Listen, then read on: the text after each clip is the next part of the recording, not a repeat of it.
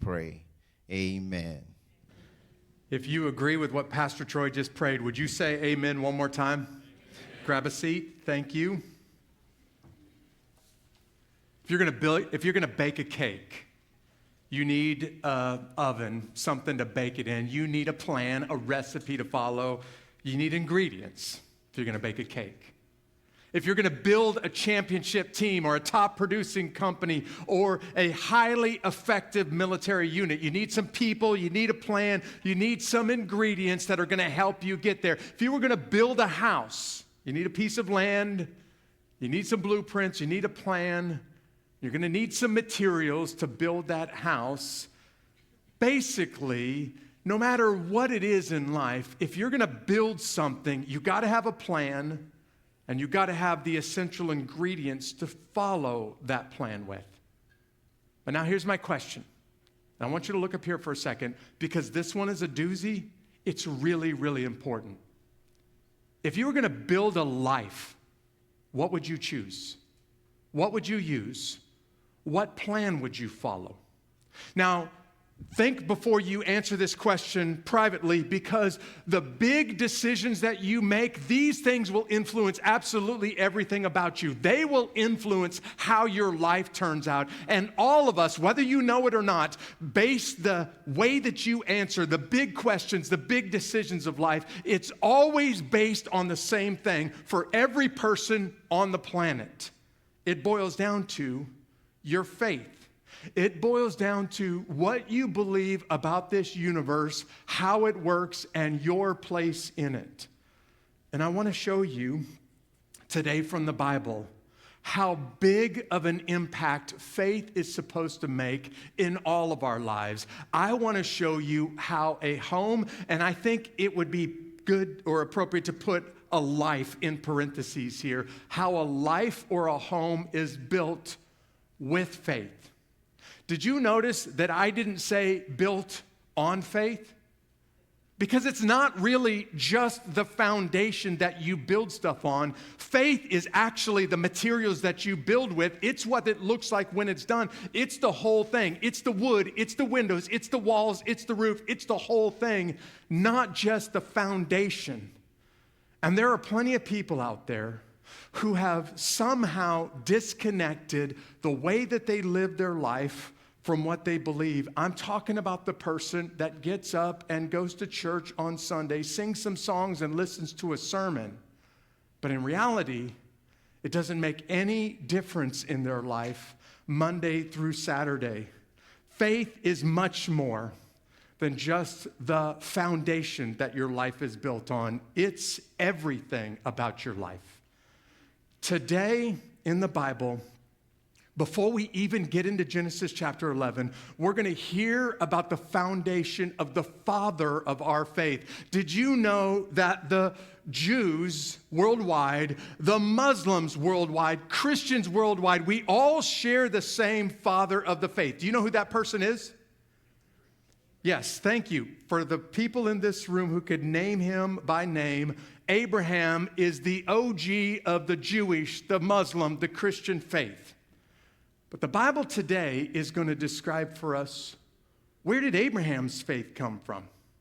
And I should just point out real quickly for the people that may be tuning into this later on, just because Jews, Christians, Muslims all point back to the father of the faith, the same person, does not mean that every faith is equal, and it certainly doesn't mean that all faiths lead to God. That is a lie straight out of hell. They may all start right there with one guy, but they broadly split right after that. And Abraham has a faith that radically influences everyone around him. And here we are, many thousands of years later, still learning about this guy. And today what we're going to learn about is, where did his faith come from? Parents, adults, teachers, there was somebody in your life who handed their faith down to you. Now, when I use this word faith for just a second, I need you to make sure that you understand what I'm saying. A handed down faith is somebody who kind of explained to you, even if you were an orphan as an infant, there was somebody in your life that explained to you how the world works it's more than just a set of intellectual facts that you agree with. You staying with me? There is a point where it's entirely appropriate. It's natural. All of us have what we would call a foundational or a family faith, a handed down faith. Somebody told us this is how the world works, and we started to understand the things around us by the way that the world is supposed to work. But there's a point for all of us, every man or woman in this room, where it's not supposed to be a handed down faith anymore. Now it's supposed to be very real and very personal for you. Because when the Bible uses the word faith, here's what the Bible is saying. It is a belief, one central belief that you are quite willing or quite literally betting your life on. Because faith in the Bible is the way that you understand facts, the way that you understand the world, the way that you understand your place in the world, and the decisions that you make are all tied to your faith, the way that you understand this world that we live in and how it's supposed to work. So quite literally, atheists, agnostics, deists, theists, everyone has this one broad overarching faith that they are betting their soul on. Today, we're going to look at where that faith came from the father of our faith, from Abraham. Today, we're going to pick up in the Bible right where we left off last week. We were in Genesis chapter 11. And last week, we just read a whole bunch of names, y'all. Today, we're going to look at those names in context, and they're all going to point to one guy in the second half of Genesis chapter 11. Now, I want you to see, before we even start to get into the Bible, how your faith is supposed to be much bigger than what you believe and cannot be separated from what you do tomorrow. Your faith actually is supposed to define you. If you were to strip everything else away and it was all gone tomorrow, the only thing that you have left is some family and friends and your faith. And that's where we pick up in the Bible. We're going to be in Genesis chapter 11. If you got that mobile app open, just click on the Today's Sermon button, and it starts in verse 10. And here's what the Bible says.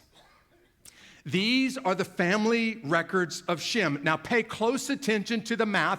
I'm going to give you the answer to this math question at the end of this passage. The Bible tells us that Noah lived for 350 years after the flood. Let's do some math together. These are the family records of Shem. Shem, Noah's son, lived 100 years and fathered Arpachshad 2 years after the flood. He fathered Arpachshad, and Shem lived 500 years and fathered other sons and daughters. Arpachshad lived 35 years and fathered Shelah. After he fathered Shelah, Arpachshad lived 403 years and fathered other sons and daughters. Shelah lived 30 years and fathered Eber. After he fathered Eber, Shelah lived 403 years and fathered other sons and daughters. Eber lived 34 years and fathered Peleg. No, not Pegleg, Peleg. After he fathered Peleg, Eber lived 430 years and fathered other sons and daughters. Peleg lived 30 years and fathered Reu. After he fathered Reu, Peleg lived 209 years and fathered other sons and daughters. Reu lived 32 years and fathered Serug. And after he fathered Serug, Reu lived 207 years and fathered other sons and daughters.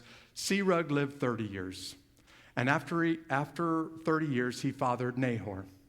After he fathered Nahor, he lived 200 years and fathered other sons and daughters. Nahor lived 29 years and fathered Terah. Say Terah out loud. After he fathered Terah, Nahor lived 119 years and he fathered other sons and daughters. Terah lived 70 years, and he fathered Abram, Nahor, and Haran.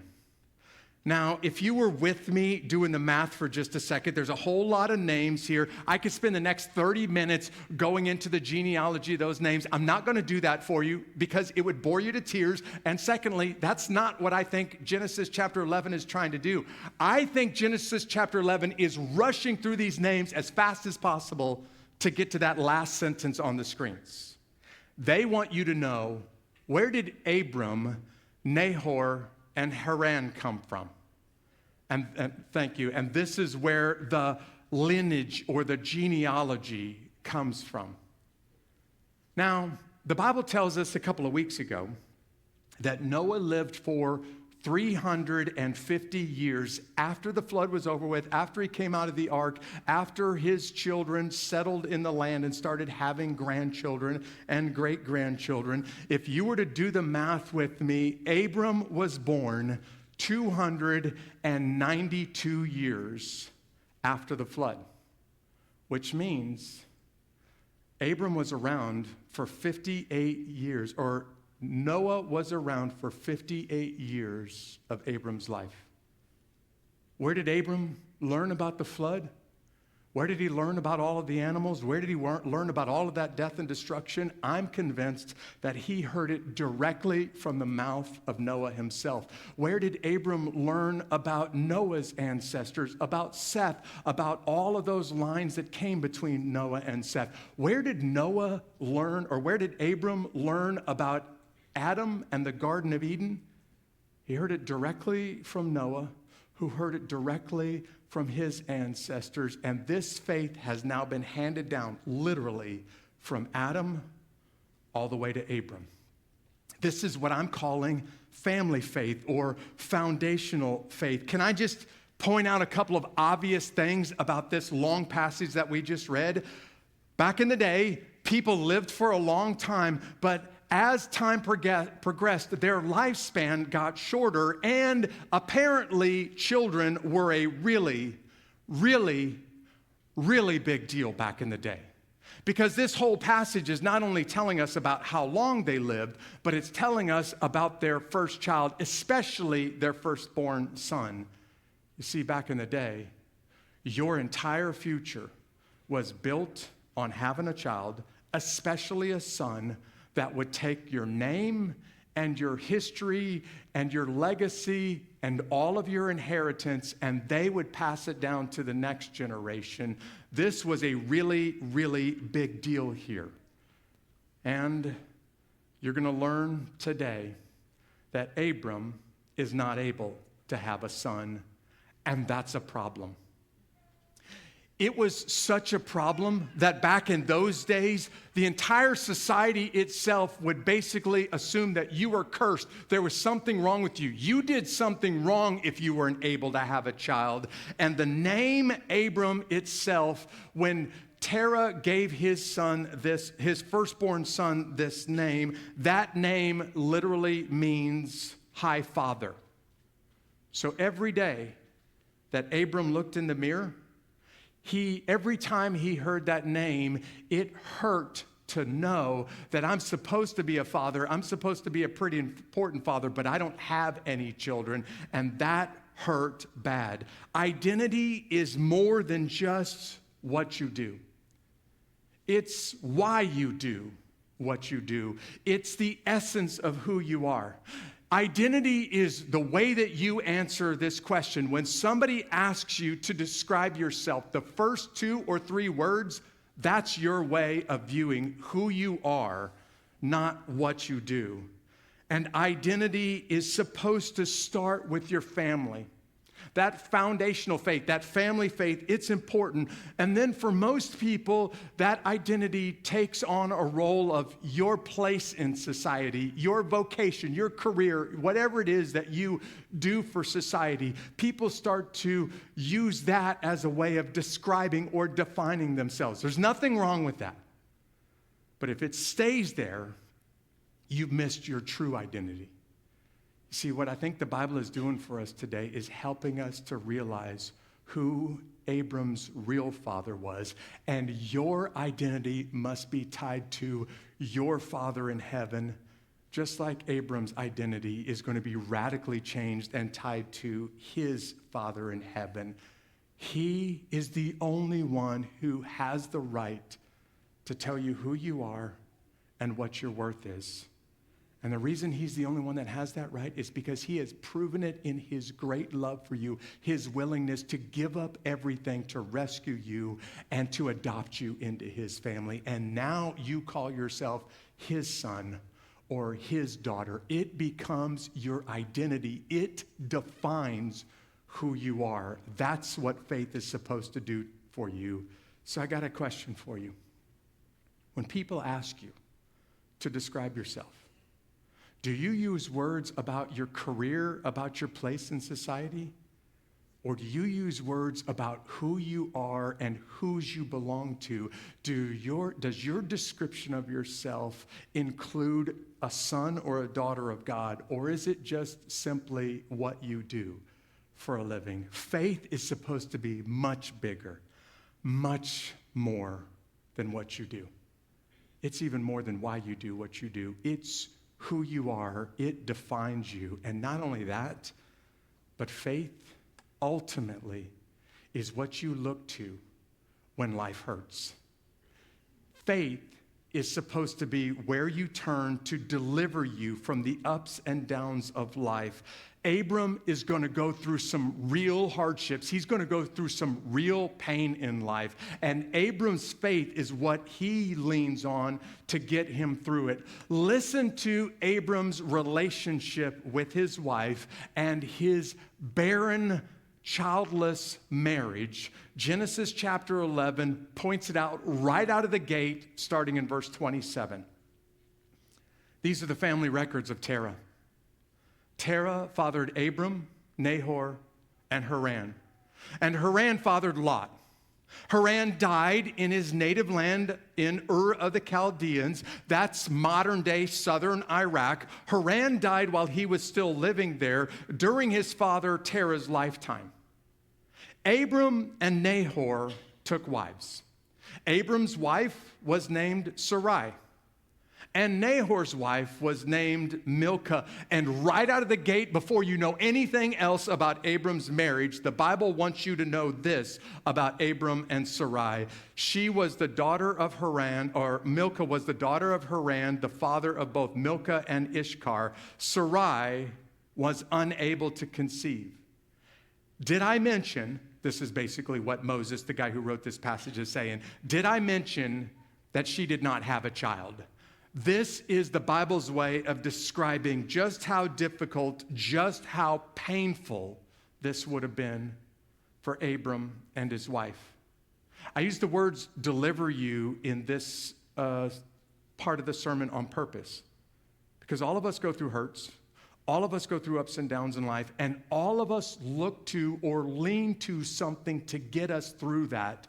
The Bible is describing this painful marriage that Abram and Sarai had of not being able to have a child. Now, in their day, not only did you need to have a child, but you needed to have a son. And if God really loved you, he would give the firstborn child as a son, because that's the child that's going to inherit the majority of the family, the majority of the legacy. Even the name itself will be tied to that firstborn child.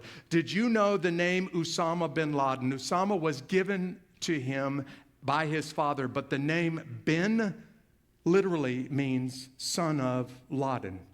He is Osama, the son of Osama bin Laden. To this day, in this part of the world, having a son, having a firstborn son, is essential for your legacy long after you're gone. And these two can't have any children. Any couple in this room who's ever struggled to conceive, Dawn and I spent 3 years trying to have a baby, and it wasn't working, and it was really, really painful. If you've gone through struggling to conceive, you have just a fraction of an idea of how painful this was for Abram and his wife, Sarai. Abram's name means high father. But every time somebody mentions that name, it's like a dagger in the chest, because I'm not the father of any children, and everybody around me knows it, and I can't hide it. And Abram, his wife, eventually will try to take matters into their own hands to fix this barren, childless marriage that they have. And by doing so, will plunge the world, even to this day, in spiritual chaos because they didn't lean on their faith. They did what most of us do. They leaned on their hard work, their talent, their plans, their best efforts when life started to get hard. And I feel the same tug that you do. All of us in this room, when you start to experience some pain, you want to naturally make that pain go away. You want to look for a solution for that pain. Abram and his wife Sarah go through decades of childless marriage, and the pain never goes away. And my question for you is, where do you turn? Look up here for a second. First, where is the first place you turn when life hurts? Karl Marx once described religion as the opiate of the masses. What Karl Marx is saying is when people hurt, they turn to a drug or they turn to something to numb the pain. Well, when societies are hurting, they run to religion to numb the pain. Marx was actually criticizing, condemning religion because it's people's way of grasping at something to try to make the pain go away. I can't name the number of rangers that have looked me in the eyes and told me they believe religion to be a crutch. I would tell those ranger buddies of mine, I would tell Karl Marx to his face, you're absolutely right. If you mean by religion just a simple set of rules that if I follow these, God's going to be pleased with me and let me into heaven. You see, anybody who's far from God, who's looking at faith from the outside, is going to look at a belief system as a crutch, as something that we lean on when life gets hard.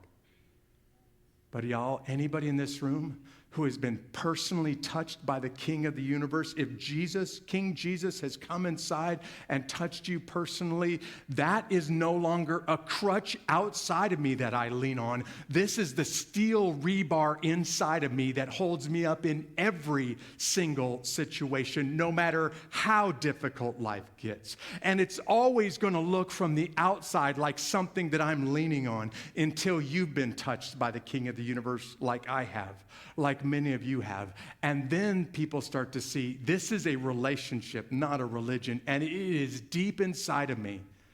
And of course, this is where I go when life gets hard. So can I ask you a pretty honest, hard question? Where is the first place you turn when it gets hard? Do you turn to prayer? Do you turn to prayer or faith? Do you trust in God, or do you immediately react by acting, using your talents, your abilities, making a plan and trying to work your way out of the problem? Nothing wrong with coming up with a plan, nothing wrong with working hard, as long as it's God's plan and you know you're doing it His way. And if you're like me, maybe your first inclination is to try to figure it out, try to plan your way out of it. Try to work hard enough that you can escape the hardships. But the real challenge of faith is to turn to Him first. Allow Him to give you the plan. Trust His plan in your circumstances, no matter how bad it is. And I'll be the first to admit, that's not easy, Jeff. Because when it hurts really bad, I want out, and I want out now. And following His plan may take a lot longer than following my plan. I want to follow my plan because it's quicker, easier, and I control the outcome. Faith is supposed to define you. It is who you are at your core essence. It delivers you. It's the steel rebar inside of you that holds you up in every circumstance of life. You run to faith first and everything else second. And lastly, faith is supposed to direct how you live your life tomorrow and every second of every day. God's people, listen to me. You have been selected by the King of the universe. You've been called out of your sin and into his service. And he's got an incredible mission for you. But he promises you, it's not going to be easy. If you will follow me, I will make you a fisher of men, but I promise you, it's going to hurt along the way. So will you trust me? Will you follow me? Even when it's hard, even when it hurts.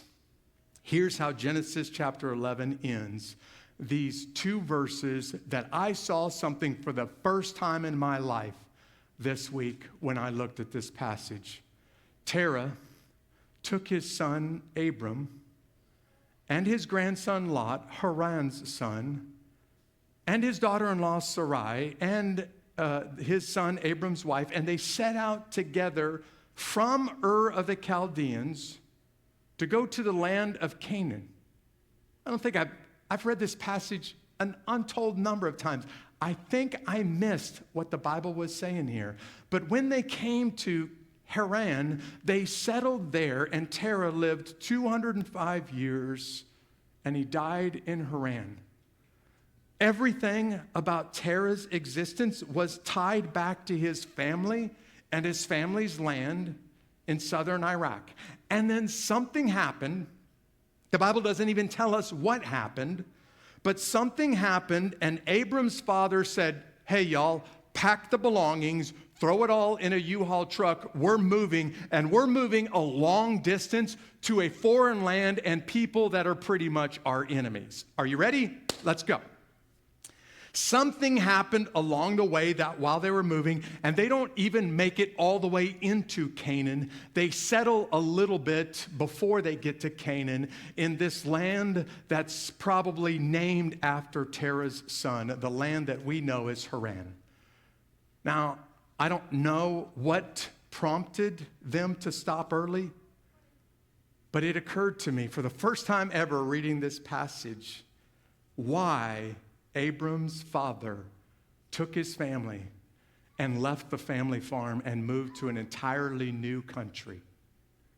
Because you'll see in just another chapter, when God starts to speak directly from heaven to Abram, he says, Abram, I took you from the land of Ur of the Chaldeans, and I was the one who moved you into Canaan. Did you hear what God is saying?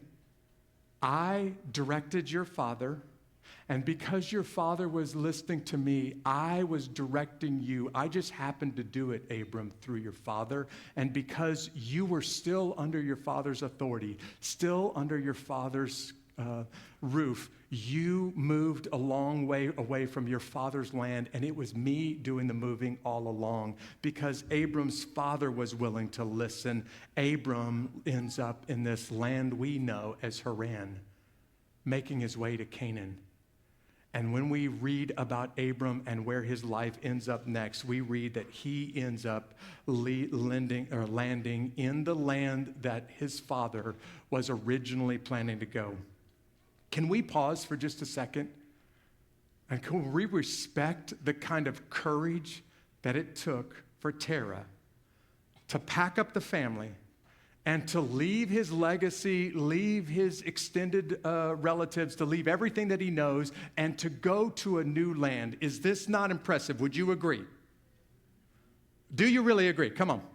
All right, if you think that's impressive, you got to be back next week when you hear what God asks of Abram in Genesis chapter 12. This is nothing compared to what God is about to ask Abram to do. You think it takes some mad faith to do what Terah did? Wait till you hear what God asked Abram to do in Genesis chapter 12. Basically, you ain't seen nothing yet when you see what it looks like to live a life directed by faith. I have been looking for a good example of how do I explain to you what exactly does this look like. For those of you who are kind of new to the faith and you're like, hey, I understand the facts of Jesus being my Savior. I actually even believe those facts, but I'm not sure how to live those facts out tomorrow. I've been looking for a way to describe this to you, and I found it 2 weeks ago.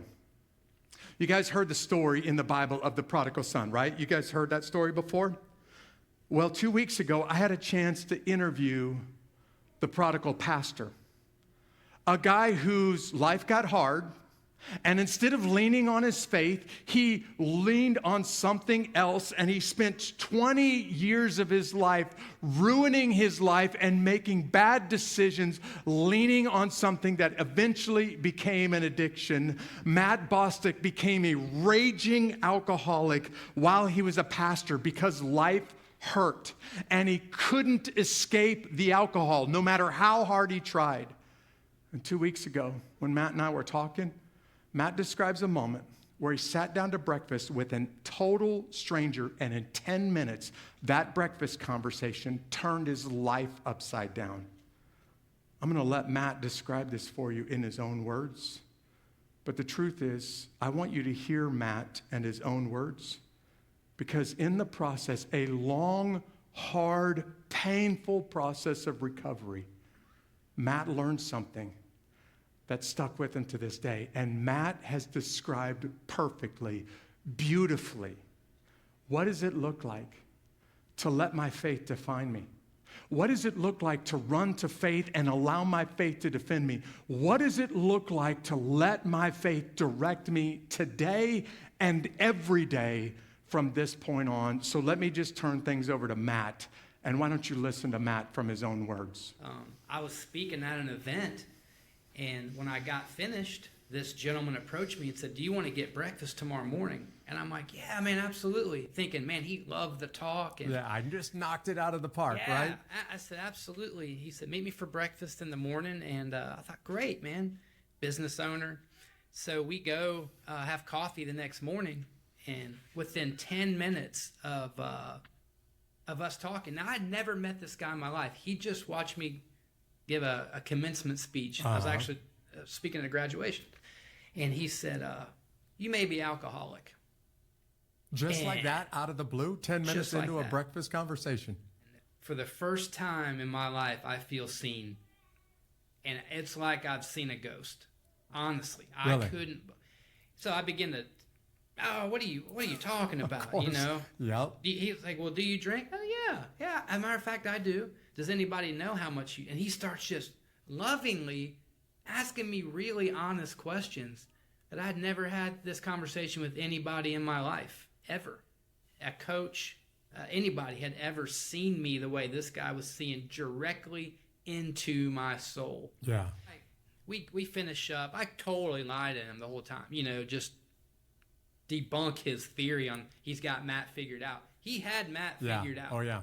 But it was so And uncomfortable. You got to get out of there, right? Oh, man. I'm driving home like, what did I just go to? Yeah. And it wrecked me. Yeah. And I knew about God my whole life. I'm pastoring a church. But I didn't know the difference between loving God and then walking under the authority of God and fearing God. I finally learned what it would be like to live without him again. And that's the fear of God that I began to tap into. Now I began to learn what it's like to fear God. If I ever come out of your protection again, that's what I'm afraid of. And I began to walk into that for the first time in my life. The difference between, I love God, believe in him, but I had to tap into the supernatural power that God, who I believe is Jesus, offered me. And boy, it was painful, but I began to learn that he loved me unconditionally, that he knew every ounce of pain that I was going through, and that I had a chance to daily tap into a supernatural power source from him that could help me get through today. Even as a pastor, Matt understood some facts about God. And I think most people in the world today, when we talk about belief or when we use the word faith, they just simply assume you accept some facts about life. That's not at all what it ended up for Matt.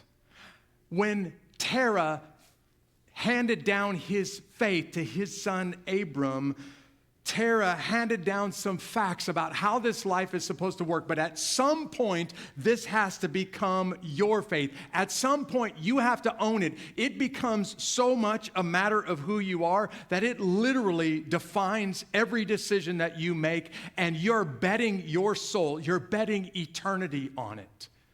You see, I think I have two challenges for you in this room. I have really two questions that I want to ask you.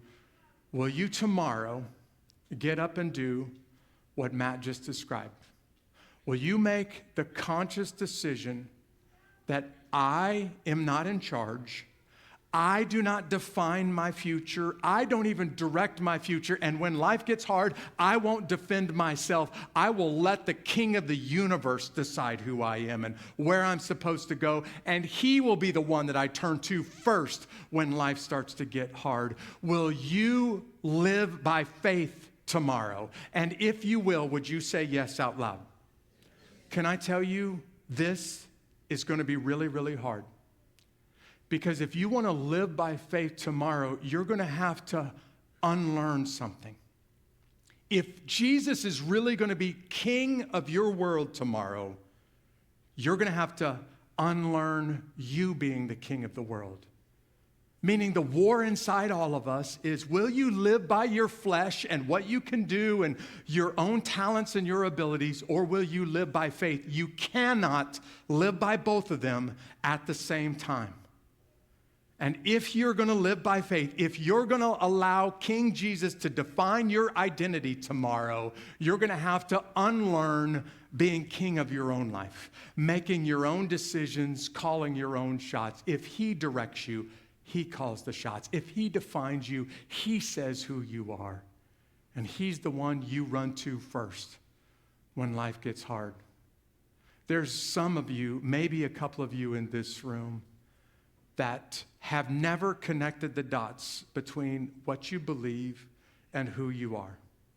And what you really need is the second item on the screen. You need the King of the universe to reconnect your soul and your heart, to reconnect your faith and who you are today. And in just a second, I'm going to pray for myself. Man, I'm going to pray for you. I'm going to pray for all of us, because it is a daily grind to live by faith. And everything around you is challenging you to grab the wheel, make the decisions, and take charge. And if you do that, you call the shots. Jesus doesn't. But don't forget, that means you're king and he's not. And all of us, everyone on the planet, is betting their soul, betting eternity on their faith. So let me just pray over all of us right now. Father, would you help me